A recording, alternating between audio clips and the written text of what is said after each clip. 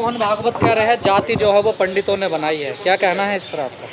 जी बिल्कुल, ऐसा बयान सुनने को मिला है मोहन भागवत जी द्वारा। तो हमारा उनसे विशेष आग्रह रहेगा कि जातिवाद ने बड़ा आतंक पूरे भारत में मचाया है। तो आप ये बयान अगर दे रहे हैं तो पंडितों ने ये शुरू किया है, तो बेशक पंडितों को ही इसे ख़त्म भी कर देना चाहिए, जिसमें भारत के जो विकास में अवरोध पैदा हो रहा है वो फिर दोबारा पैदा ना हो।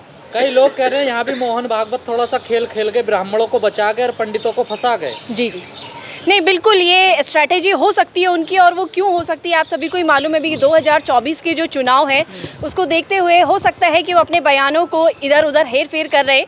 डेफिनेटली ये तो उनकी मन की बात है, वही जान पाएंगे उन्होंने किस पक्ष में और किस संदर्भ में ये बात कही है। तमाम जो बुद्धिजीवी लिखे पढ़े लोग वो कह रहे हैं जाति तो ब्राह्मणों ने बनाई है, तो फिर पंडितों को क्यों करे? पंडित तो कोई भी हो सकता है, विद्वान आदमी कोई भी पंडित हो सकता है ना? नहीं, देखिए, अगर हम ऋग्वेद के अनुसार ऋग्वेद के 10वें मंडल की बात करें, जहाँ पर वास्तविक रूप से वर्ण व्यवस्था को बताया गया है, तो उसमें डेफिनेटली यही है कि ब्राह्मण वर्ग यानी कि जो सबसे उच्च वर्ग माना गया है, उस ब्राह्मण वर्ग की बात जो है आरएसएस के चीफ मोहन भागवत जी द्वारा कही गई। आप बड़ की चर्चा कर रही हैं, बड़ व्यवस्था को लेकर बड़ा विरोध हो रहा है और उसी को ध्यान में रखते हुए शायद मोहन भागवत जी ने ये बयान दिया है। जी, क्या लगता है आपको, उसी को ध्यान में रखते हुए दिया? देखिए, उसे ध्यान में रखते हुए दिया है या नहीं दिया है, देखिए ये जो व्यवस्था है ये बिल्कुल ऋग्वैदिक काल से चली आ रही है, लेकिन इसका जो दुष्प्रभाव है वो आज तक भी देखने को मिलता है।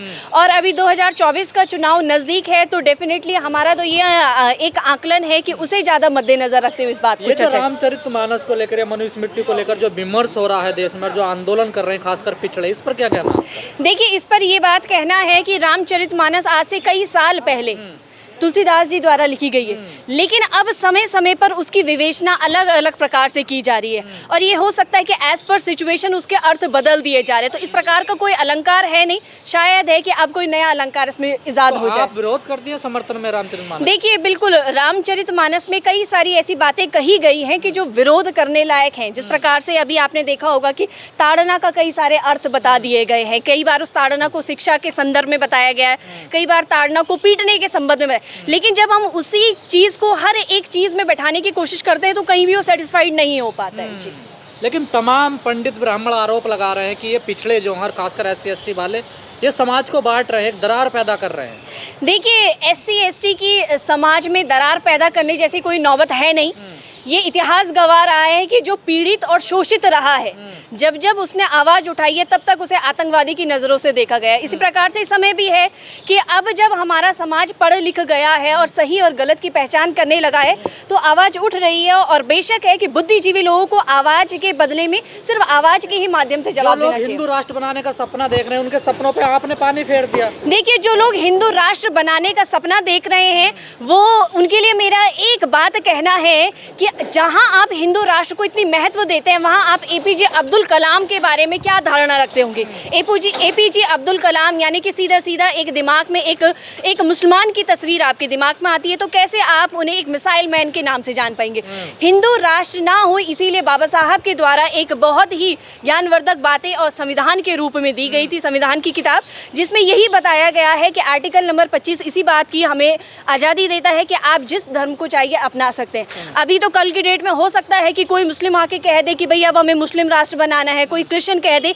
इसीलिए जो संविधान है वो हर एक धर्म को एक प्रॉपर एक मान सम्मान की बात करता है। लेकिन अभी तक कहा जा रहा है कि अम्बेडकरवादी कहते हैं हम हिंदू नहीं है, अब पिछड़े भी कहने लगे हम हिंदू नहीं है, अखिलेश यादव कह रहे हैं हम तो शूद्र हैं, प्रीतम लोधी कह रहे हैं हम भी शूद्र हैं, स्वामी प्रसाद मौर्य कह रहे हैं हम भी शूद्र हैं। जी, तो आपने तो एक क्रांति छेड़ दी ना देश में। देखिए, ये क्रांति नहीं है। जब शिक्षा ने अपने पैर जमीन पर गड़ाए हैं, तब तक वो क्रांति की ही आवाज़ लगी है। इसी प्रकार से है आज की डेट में हर कोई पढ़े लिखे हैं, हर कोई इस बात से अवगत है कि जब भी शोषित वर्ग अपनी आवाज़ को उठाता है तो उन्हें पता नहीं क्यों एक क्रांतिकारी की भूमिका दे दी जाती है।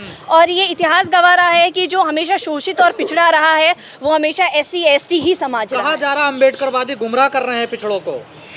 देखिए, अम्बेडकरवादी क्या गुमराह करेंगे किसी को? वो अम्बेडकरवादी यानी कि बुद्ध को मानने वाले, और बुद्ध यानी कि बुद्धि। जब हमारे कोई भी बड़े नेता, कोई भी मंत्री जब विश्व में जाते हैं तो वो कभी ये नहीं कहते मैं राम और कृष्ण की भूमि से आया हूँ, वहाँ पर परिचय दिया जाता है मैं बुद्ध की भूमि से आया हूँ। तो ये हमारे लिए सौभाग्य की बात है कि हम भी बुद्ध की भूमि से हैं। तो अम्बेडकरवादियों को किसी अलग नज़र से ना देखते हुए, हाँ पर ये बात जरूर मैं कहना चाहूँगी कि जब भी अम्बेडकरवादी लोग किसी बात पर तर्क छेड़े तो उस तर्क का जवाब सिर्फ तर्क के ही आधार पर होना चाहिए। कहा जा रहा है कि जो तमाम जो अपने आप को हिंदू कहते थे अब वो हिंदू नहीं कह रहे हैं, तो इससे तो देखिए हिंदू कहने का तात्पर्य तब बहुत अच्छा लगता है कि जब हिंदू, आप भी हिंदू, मैं भी हिंदू, ये भी हिंदू, सभी हिंदू है, यानी कि सब एक समान है। लेकिन हिंदू के अंदर भी कोई ब्राह्मण है, कोई शूद्र है, कोई वैश्य है, कोई क्षत्रिय है, और उसके बाद उनकी जो सम्मान में एक वर्चस्व है वो अलग अलग लेवल पर जब आ जाता है तो डेफिनेटली इस बात से ऐतराज होता है कि हम ऐसे धर्म को कैसे स्वीकार कर दें जिस धर्म ने कभी हमें मंदिर में जाने के लिए खुली रूप से अनुमति नहीं दी है। अभी मैं बात बताऊँ, मैं उत्तराखंड से हूँ और अभी लगभग 1 महीने पहले की ही बात है, उत्तराखंड में दोबारा से एक ऐसा केस आया है कि उत्तरकाशी के मनेरी ब्लॉक में एक व्यक्ति को सिर्फ मंदिर पे घुसने में बहुत ही बुरी तरीके से पीटा गया है। तो कैसे वो व्यक्ति मान ले कि वो भी हिंदू है जब उसे उस हिंदू भगवान के दरबार में जाने से मना कर दिया। लेकिन कहा जा रहा है आप लोग जो हिंदू देवी देवता हैं, जो हिंदू धर्म ग्रंथ है ना, उनके खिलाफ एक बड़ा षड्यंत्र आप उनको बदनाम कर रहे हैं। देखिए ये तो बड़े षड्यंत्र के साथ बदनाम देखिए ये सोच की बात है कि अगर हम लोग अम्बेडकरवाद को फॉलो कर रहे हैं, इट मीन्स हम हिंदू धर्म या मुस्लिम धर्म या कृष्ण धर्म को हम उसकी अवहेलना कर रहे हैं। अब मैं यही बात आपसे पूछना चाहूँगी कि अगर आप हिंदू राष्ट्र की अवधारणा को आगे बढ़ाते हैं तो क्या आप मुस्लिम और क्रिश्चियन और इनका बिल्कुल पतनवास करना चाहते हैं? ऐसा नहीं है। सिर्फ अपने धर्म को बढ़ावा देने का मतलब ये नहीं कि दूसरे के धर्म को नीचा दिखाना। और अम्बेडकरवाद तो इस बात को बिल्कुल, बुद्ध ने यही बात सिखाई है कि अपने धर्म की तारीफ करना और दूसरे के धर्म को नीचा दिखाना ये कोई भी धार्मिक कोई ये शिक्षा ही नहीं है। आप अपने समाज को आगे बढ़ाइए बिना किसी दूसरे के समाज को। सनातन को कमजोर करने की साजिश है आप लोगों की। देखिए साजिश जैसा कह रहे हैं राष्ट्र धर्म है सनातन धर्म और आप उसका विरोध करने में लगे हुए। अरे रुक जाइए अंकल जी। नहीं, थैंक यू सो मच। देखिए साजिश जैसा शब्द तो यहाँ पर कोई भी उचित मान्य नहीं रखता है, क्योंकि जब आवाज उठाई जाती है तो इस प्रकार के शब्दों से उनको आलोचना ही जरूर की जाती है।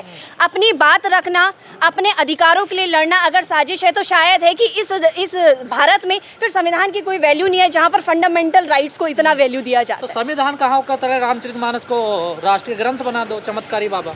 यही बात है ना कि अगर रामचरितमानस को राष्ट्रीय ग्रंथ बना दिया जाए तो मैं ये सोचती हूँ कि उन महिलाओं के ऊपर क्या बीतेगी जब वो उस ताड़ना शब्द को देखने के रूप में अगर महसूस करेंगे, उस ढोलक पे क्या बीतेगी, उस पशु पक्षी पर क्या बीतेगी जो ये कहता है कि हाँ अब इन्हें भी शिक्षित कर लेना चाहिए। अरे आप लोग सार गलत निकालने आता, आप लोग पढ़े लिखे नहीं हैं, गंवार हैं आप। वही मैं कह रही हूँ, ऐसा कोई अलंकार अभी तक तो इजाद नहीं हुआ है। यदि हुआ है तो वो खुलकर सबके सामने आना चाहिए।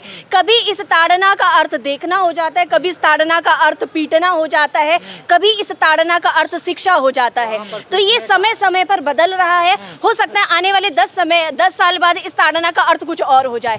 तो ऐसी किताबों को जिन्हें मानना है वो माने, लेकिन ऐसी किताब राष्ट्रीय ग्रंथ बने इस बात के लिए तो हम लोग बिल्कुल भी तैयार। ये जो विमर्श पूरे देश में हो रहा है धर्म ग्रंथों को लेकर या जो वर्ण व्यवस्था को लेकर, क्या इसी की आहट होगी मोहन भागवत को? इसी का डर सता रहा तभी वो बयान दे रहे हैं? देखिए ये तो उनकी भावना है कि उन्हें डर सता रहा है या क्या सता रहा है, पर ये बात जरूर है कि बाबा साहब की बदौलत आज हमें शिक्षा का अधिकार मिल पाया है। बाबा साहब की बदौलत आज हम शिक्षा को ग्रहण कर पाए हैं, वरना आप भी जानते हैं कि हमें तो खाट पर बैठने तक का भी अधिकार नहीं था, तो शिक्षा ग्रहण करना तो बहुत दूर की बात है। शिक्षा ही है, कहते हैं कि शिक्षा शेरनी का दूध है, जो पीता है वो दहाड़ता है। तो हमने पिया है तो दहाड़ेंगे भी, और सुनने वालों को अपने कान मजबूत कर लेना चाहिए।